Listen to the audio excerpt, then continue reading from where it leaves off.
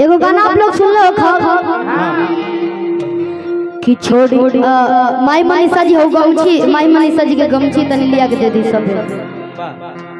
हाँ लिया दी भैया, बाउंसर भैया लाइए ना गमछी लिया गवा गमछी लेके आई सब।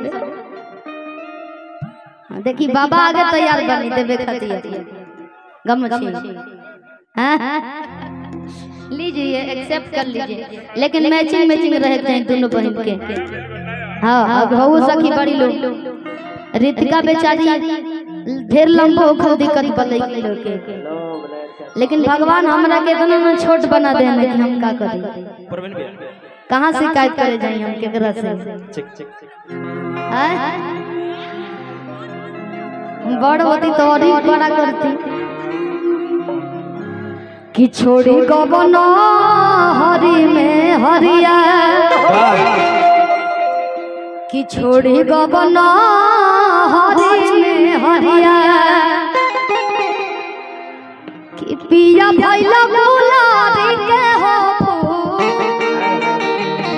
अरे छोड़ी गबन हरी में हरिया। एगो इकाई कैमरा वाले भैया जब देखले बने कि हमार कंटेंट पूरा हो गइल तब बैग बस ले बड़े अपन कैमरा रख के हैं, लेकिन बड़ा अच्छा हंस रहे आप भी एक पीस है।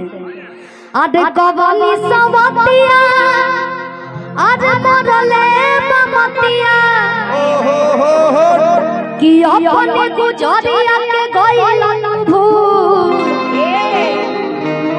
कि कबनी सवतिया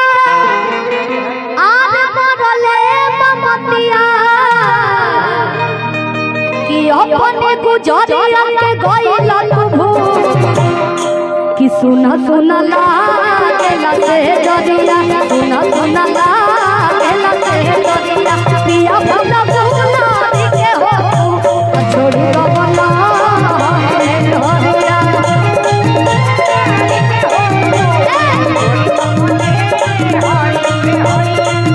आदे कबनी सबतिया मोरले ममतिया, कबनी सबतिया मोरले ममतिया, अपने गुजरिया के गइला तू। वाह गुरु भैया जिया कि सुना सुना लागेला से जदिया, सुना सुना लागेला से जदिया, पिया भइला भुला के हो छोड़ी गबला में हरिया।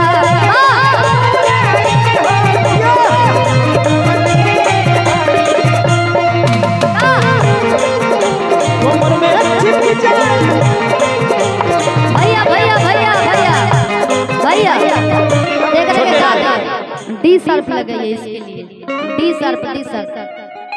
हाँ यहाँ से थोड़ा सा इधर बैठ जाइए, उनको दिखाई नहीं दे रहा म्यूजिशियन को बजा रहे हैं। अच्छा काला साड़ी के सुन ले, काला साड़ी